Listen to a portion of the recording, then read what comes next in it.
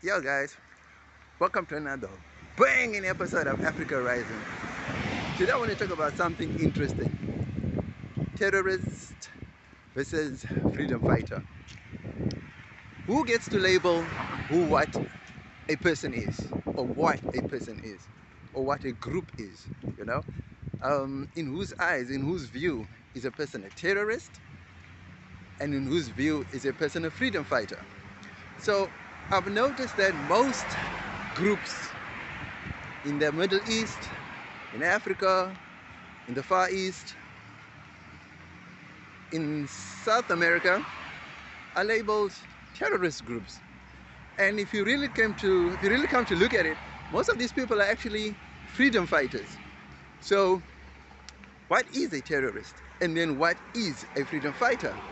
I've never I've never I've never seen or heard of terrorists in the West. I've never seen an American terrorist.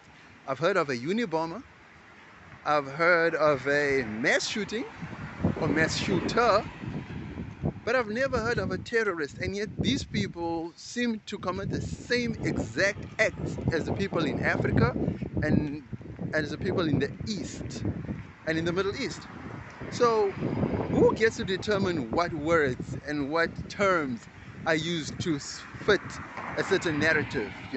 For me, that's a, a difficult topic to actually try and conquer, try to unpack, because for me it just seems like the color of your skin determines the term to be used. Because if you're white and you do any acts of violence, of mass killings, and then you just call a mass shooter. But if you're black, brown, or any other color, and you do the exact same thing, you're a terrorist. So who gets to determine that? And then a freedom fighter. Nelson Mandela was a terrorist. Surprisingly, the same terrorist became the world's greatest statesman. I don't understand how. I mean, I couldn't possibly fathom the transition from mass terrorist to world leader.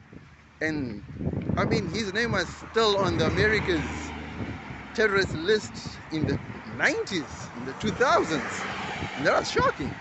I mean, so who gets to determine who's a terrorist and who's a freedom fighter? Let me know down below. Holla.